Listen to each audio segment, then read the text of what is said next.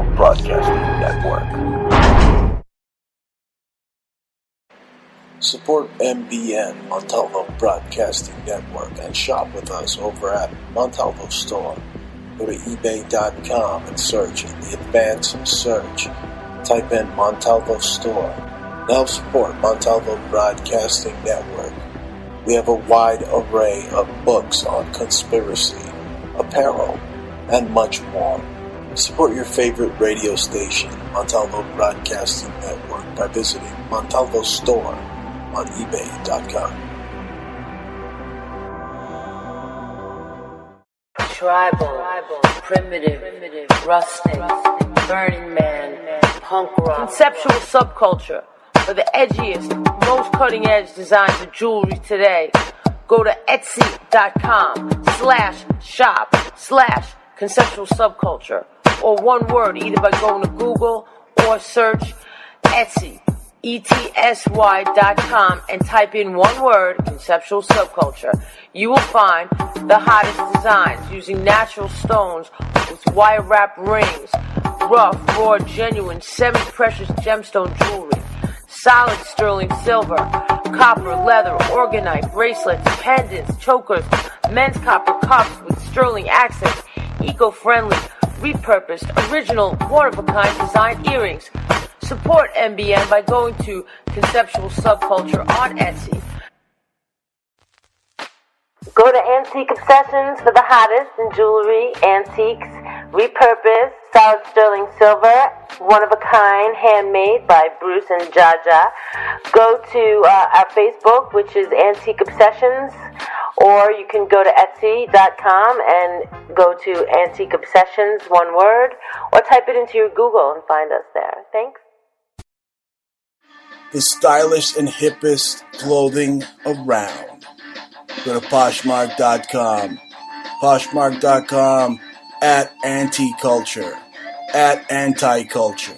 The coolest, hippest apparel on the internet. Poshmark.com at Anti-Culture. Bruce Montalvo. Continues to spread conspiracy theories. Penchant for promoting bogus conspiracies as though they were fact. About his conspiracy theory.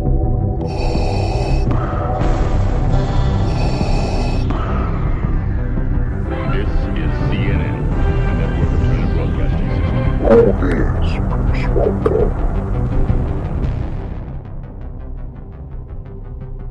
Bruce Montalvo is the only radio talk show host that's not controlled.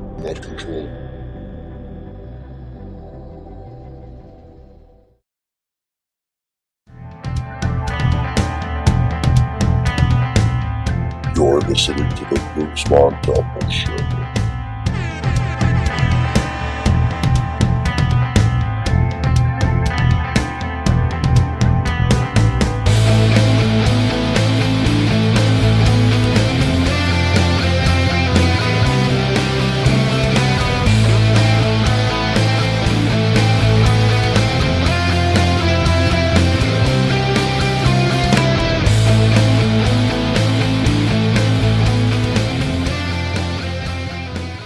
Welcome, ladies and gentlemen, to a very special episode of the Bruce Montalvo Show with a very special guest. Joining me is Santos Bonacci. For over 30 years, Santos has been studying the ancient works, researching and compiling, translating texts to make it easier to understand astrotheology. I heard about him through a good friend of ours, Jordan Maxwell, and the information he has brought together in YouTube media platforms is amazing. He runs the Universal Truth School website, and he talks about syncretism. It is about the ancient legendary stories, myth, Bible, fairy tales, etc. And he's on to talk to us today. Hello, Santos. How are you? Great, thanks, Bruce. Thank you for having me. It's great to have you on. I was made familiar of your work through Jordan Maxwell. He also covers a lot of similar things, but I think you dive a little bit deeper, into the whole, for me, the whole flat earth thing, which was a huge revelation for me, a couple of years back. Yep, for sure. That is deeper. I would say, though, that my work is exhaustive and comprehensive in that everything is inclusive, and it's not specializing in any field in particular, but it's cross-disciplinary, and it's syncretism. Syncretism syncs up all fields of human knowledge. So for me, it's just easy. It's just what I do, and I simply can't understand how other people's minds cannot do it. Because that's what I do. So I'm just doing what I do. Right. And it comes easy to me to integrate and to understand things from a perspective where I like to. Everything I learn needs to have something familiar to liken it to. So that's how I learn languages, comparatively, by comparing. Yes. And by association. You always associate something new with what you already know, and you build like that. That's right. Well, the whole flat earth thing for me was a revelation because, it's just such a big lie and such a big government cover-up throughout these whole years. They don't want us to know that there are extra lands out there. You have the term extraterrestrial, and most people think that's like some little green man or E.T. or whatever. But, if like you said, people don't take the time,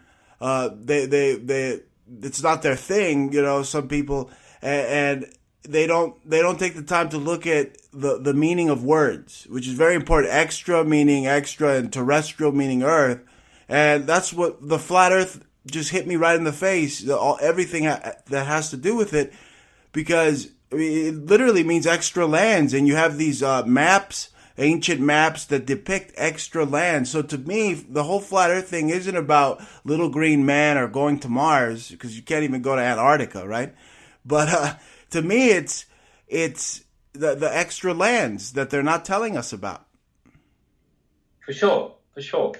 So Captain George Hubert Wilkins, a Tasmanian, in the 1930s discovered lands 5,000 miles beyond Antarctica.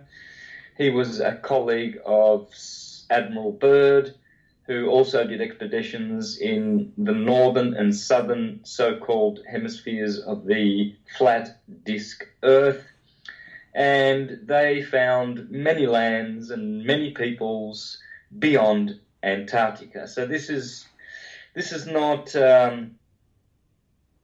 some kind of a ridiculous invention. This is fact. This is historical fact. Absolutely. And those details have been scrubbed out of history for convenience for the globalists who have no globe, but they certainly have a religion, which is global religion, global warming, global governance, global economy, and everything global without a globe.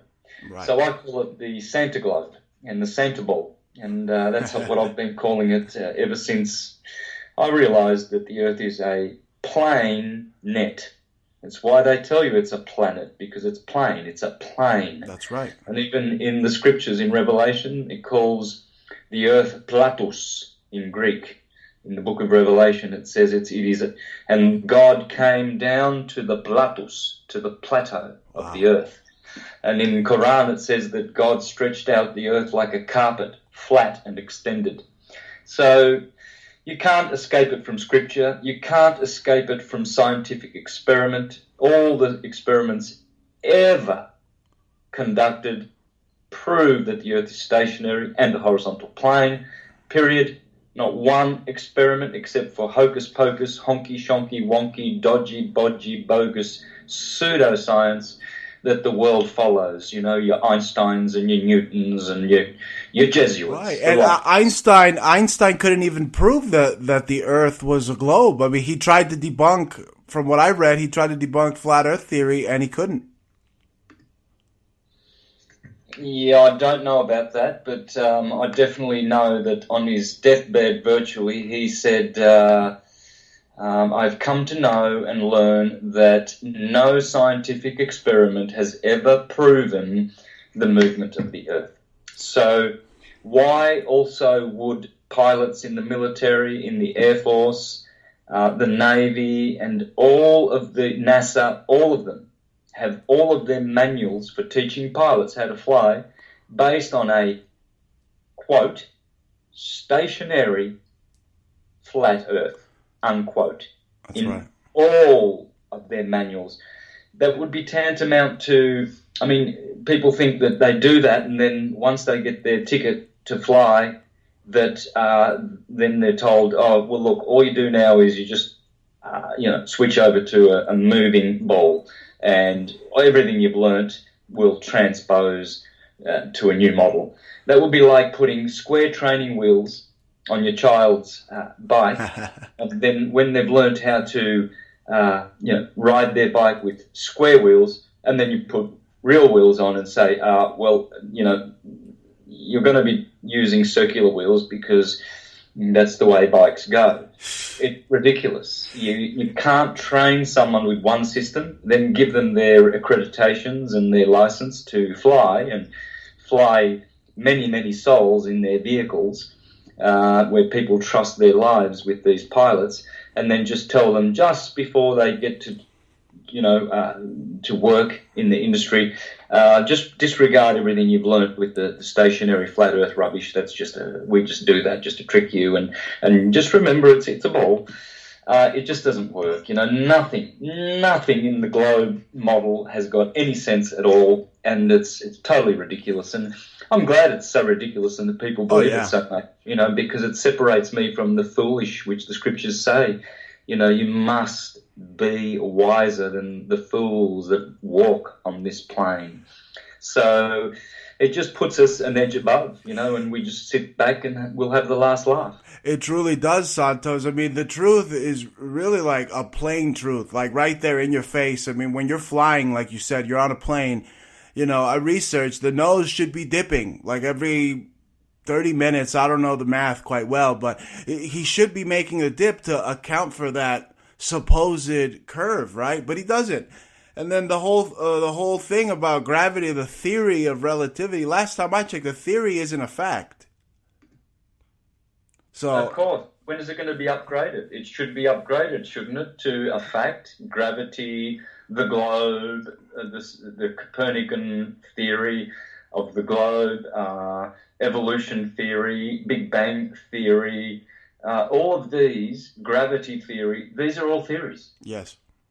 That's it. They're just theories. So why are we investing all of our intelligent belief system, which determines how we live our life and how happy we will be, on theories? I'd rather know the facts. It's truly unbelievable. I mean, if you want facts, I mean, I've conducted an experiment. Many have. I took a level with me on a plane, and almost throughout the whole flight, the level was fully level.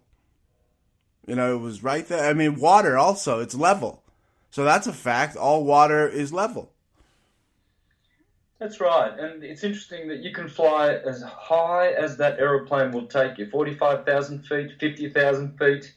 And guess what? The horizon to your left, out the left window, and the right window are always in the middle of the window, right, at your eye level.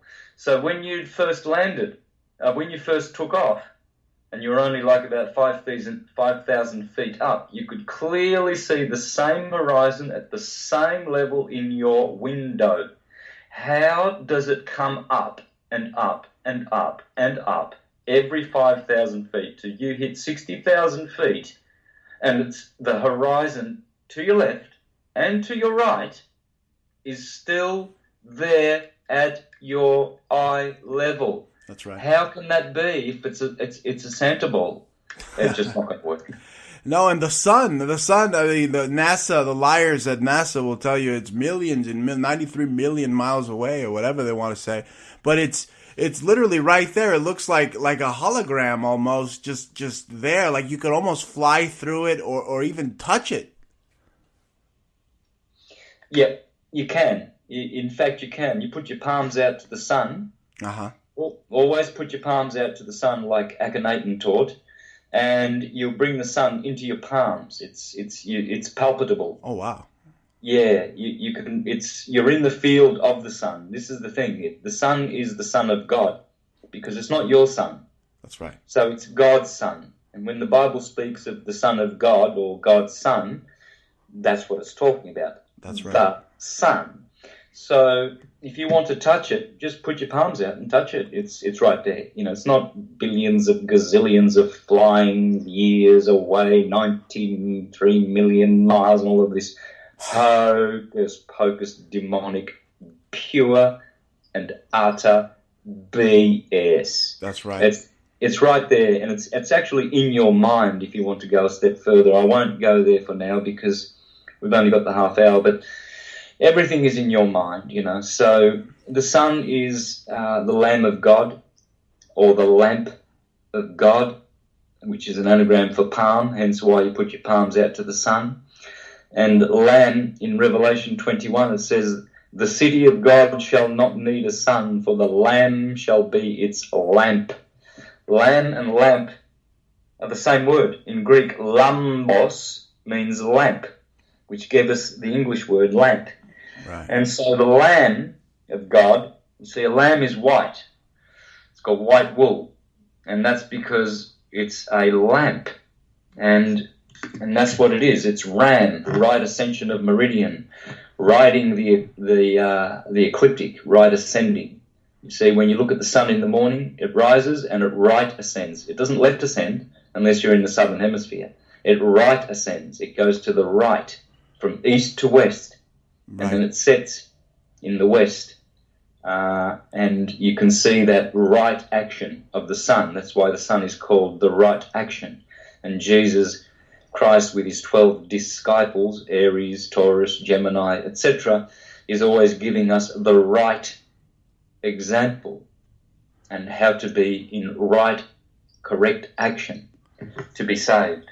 Wow. And that's really the metaphor right there for Jesus, that he is the sun, because the sun every morning walks on the water. How'd they come up with that story, right? Because they look at the sun every morning. That's right, and it does walk on the water. You can see the shadow, or rather the reflection of the sun, and of course, if it was a ball, you would never see any reflection of the sun. Period. You wouldn't even see it at all. It would totally engulf our world. I mean, it would just be a bright yellow, huge, just sky. It's just so stupid.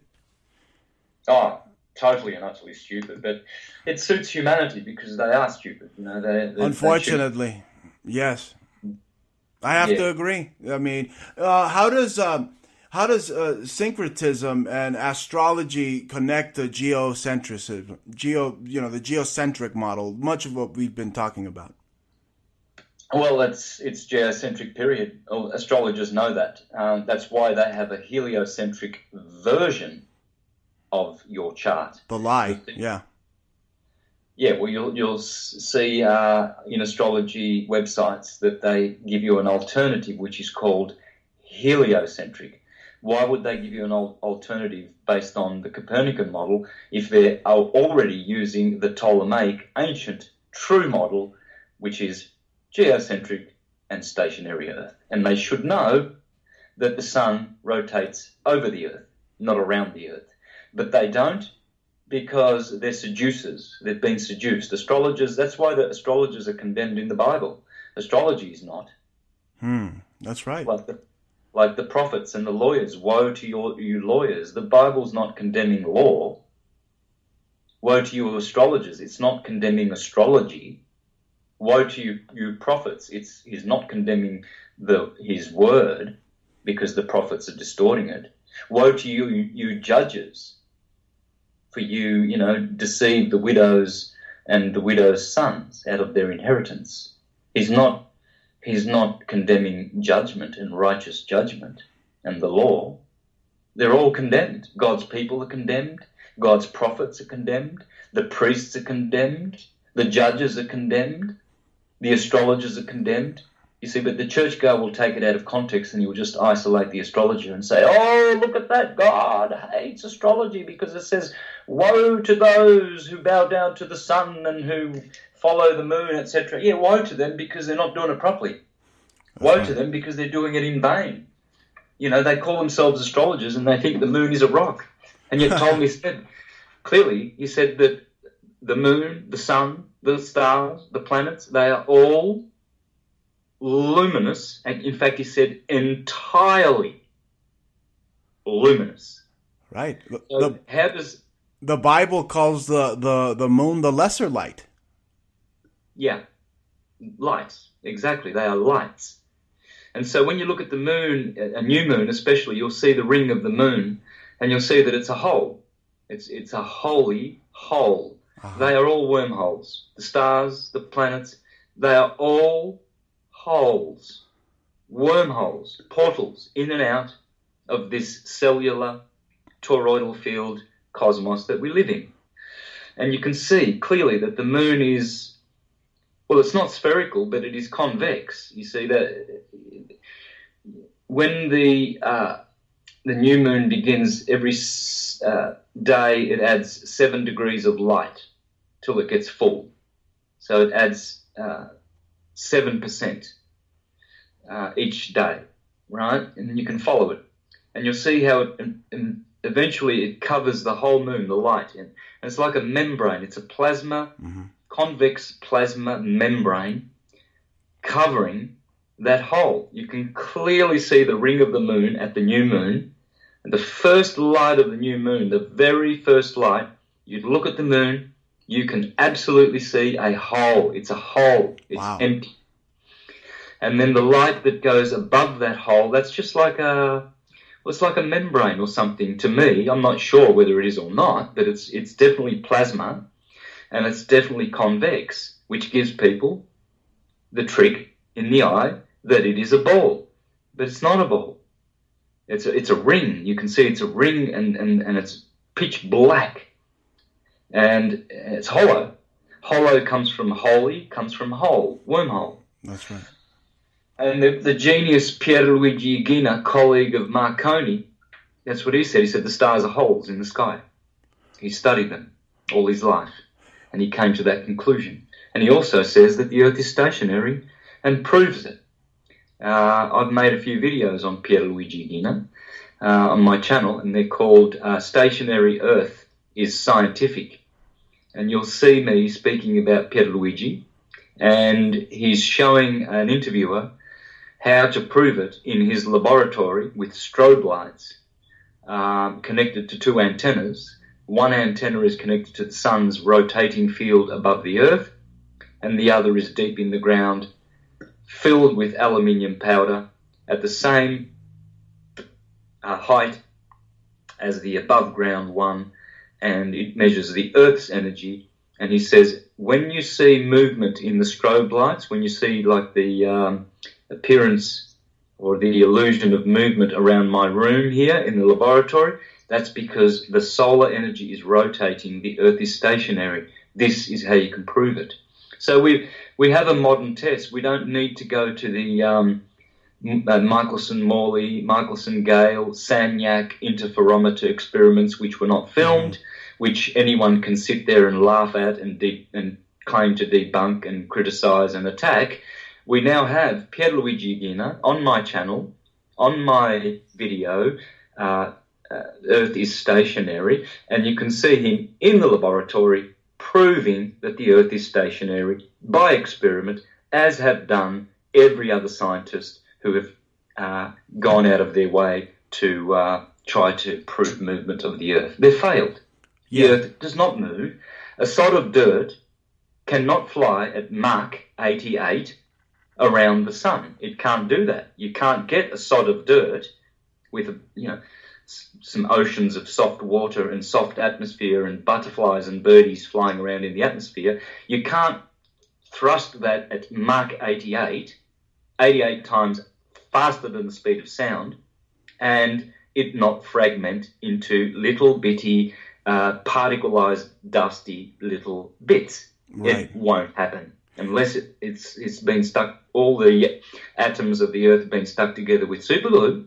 Perhaps then, maybe. I think But this. I don't recall one in history supergluing the Earth together. You know, it's just a whole bunch of sand. You know, sand flying at Mach 88. I think you have to be either totally and utterly stupid or willfully, satanically ignorant to even suggest that the Earth is moving at 1 second per mile. And Pierluigi Aguina, he laughs at the people who think the Earth is moving. He said in the interview there, he says, there's a scientist down in southern Italy called Cecchini who has invented a seismic machine that can capture 1/10 of a millimeter of the movement of the Earth, and the moment the Earth moves 1/10 of a millimeter, which is about the width of a bee's genitalia, the bells go ding, ding, ding, ding, ding, ding, ding, ding, ding, ding, ding, ding, ding, and warn you that the Earth has moved 1/10 of a millimeter, the width of a bee's dick. So, I'm wondering how people think that we're hurtling through space at Mach 88 and the Earth is rotating at Mach 0.135, and then there's two other movements. The Sun is hurtling around the center of the Milky Way galaxy at Mach gazillion, and then that the galaxy is hurtling through space at Mach who knows what the hell. I think it's 670 million miles an hour.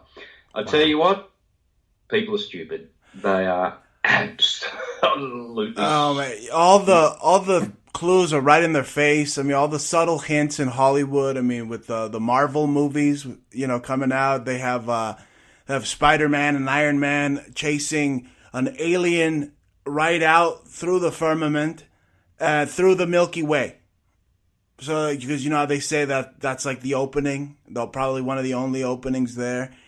And you were talking about plasma, that the glue that holds, you know, everything together. And I think it's this plasma, and as above, so below, right? I mean, the astronauts wear like a scuba suit.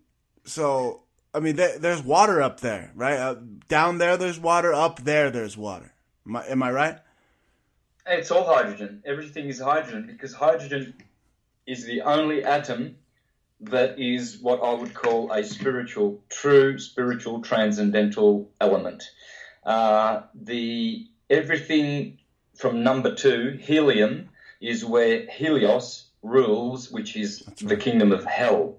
Helium is another way of saying hell, and all the elements below helium is the land of hell. Hydrogen is the only element which is the number 1, the God element. And hydro, water, is how the Greeks, the Pythagoreans, etc., said that the earth everything was made through water, the element of water. You see? Wow. Hey, Helios is also a weapon. I mean, it could be a lot of these forest fires we see in Australia and California. I mean, they're probably used by these type of directed energy weapons, like this Helios weapon, this laser weapon the Navy has. I mean, it's truly frightening, you know, just the amount of power that they have now. It is. They've always had it. They're just letting us know about it now. That's all. But it's always been there. Laser technology, magnetic pulse weapons have always been there. It's just that they're allowing us to know it now, and that's it. Yeah. Now, the weight of hydrogen is 1.008. There you go. That's the number of who? Krishna. It's the number of the rosary beads. Wow. The chanting beads. It's the number of Uranus's 12 times 84 year cycle. Comes to 1008. It's a processional harmonic number. 108 is that golden number, and there it is, hydrogen. It's telling you it's Krishna. It's telling you it's God. It's the Lord. It's everything. It's the number 1 element that does not have the same heavy constituents as helium and everything else, that they all have this problem of neutron, electron, and proton, whereas hydrogen does not. It's simple. Wow. Yeah. That's amazing, Santos. Now, we talked about what the stars really are. I mean, they're frequencies, right? Aren't they frequencies? And I mean, we're all a frequency. I mean, you do something in your Universal Truth School where you engage in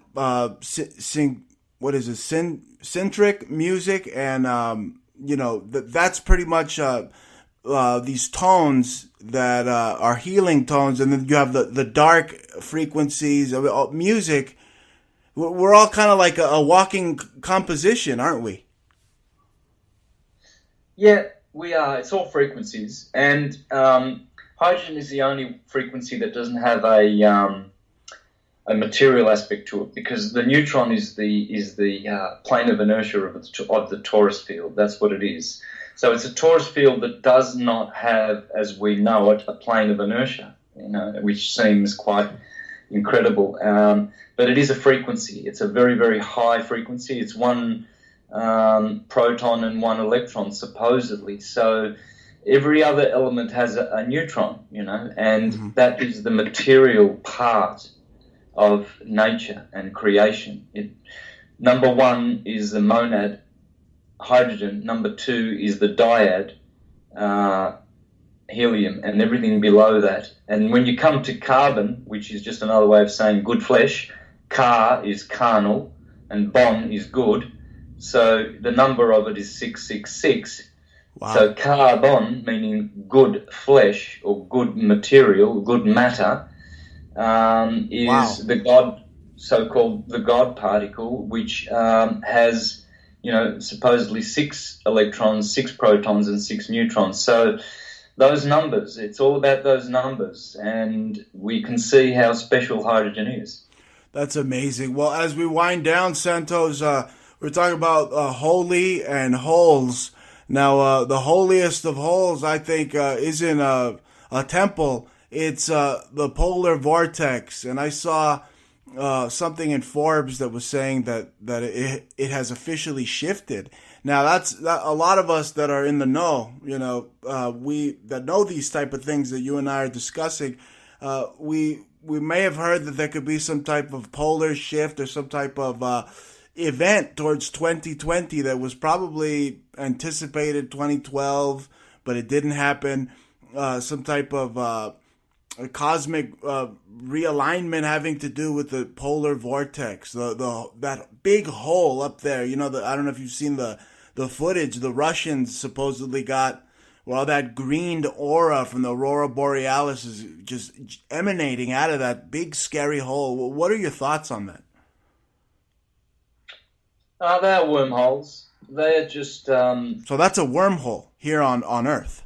A giant wormhole. I would say so. I mean, I haven't really looked into it, but that's all there. There's only two things going on, counter space and space. When you understand that all things come from counter space and occupy and create space, then you understand how nature works. All information is in counter space, just like your computer in the hard drive. Mm-hmm. A full hard drive does not weigh more than an empty hard drive. They have the same weight. There's no, even though it's full of 32 billion gigabytes of whatever of information, it still doesn't weigh any more physically, because the information, ones and zeros, is counterspatial. It doesn't occupy space. If it did, you could just open the computer, as Zoolander tried to do, and to find the file where all your pictures are, and you pull out the little pictures, and there they are physically in space. You can't do that. You can't put those ones and zeros in your finger and in your hand and calculate the mass of them, because they don't contain any mass. They're just energy, a frequency in counter space. And if you want to get that counter space from the file in your computer to put it onto your screen, you have to ask the RAM, random access memory, to go in and find it and materialize it on your screen. Well, that's how your body works. It comes from counter space, from the causal plane, And then your physical body is like the computer screen. When you die, you turn the computer off, it goes back, you don't disappear. You can reboot your computer the next day or have a resurrection, and the information is still there. Wow. It hasn't been corrupted by some kind of a virus. So that's why you have to keep your soul protected so you don't get viruses in your soul and holes in your holy aura, Torah field, your aura surrounding you. It's like a force field protecting you. But if you have weaknesses, you're lustful and you've got addictions, you're going to have holes all over. And demonic entities are going to absolutely, inhabit your field. Oh my goodness, that is just mind blowing. Thank you so much, Santos. We've come to the end of the broadcast. They can follow you, my audience and anybody listening can follow you on YouTube, right, Mr. Astrotheology, and they could visit your website, universaltruthschool.com. Anywhere else they can help you out at, or find your library of information you've given us today? Yeah, at my YouTube channel, Mr. Astrotheology. Get on there, and all the information you're looking for, it's all there. Everything's there. Wow, an amazing conversation. I hope to have many more with you. We got to have you back on. For sure, I'll be there. Thank you, Santos. You take care and have fun out there in sunny Miami, Florida. Very nice, right? Very nice stuff. Yeah, I'm on the beach in Hallandale Beach near Hollywood. It's glorious. Oh, man, that's awesome. Been there, I've got a lot of family there. Anyway, thank you, Santos. You take it easy. We'll talk to you soon. For sure, brother. Thank you.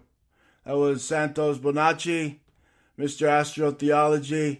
And what a show, folks. It's all in the stars. We're a human computer, and we're living on an earth plane, and there's nothing you can say to change my mind about that. Anyway, you've been listening to the Bruce Montalvo Show, very special episode with Santos Bonacci, December 3rd, 2019.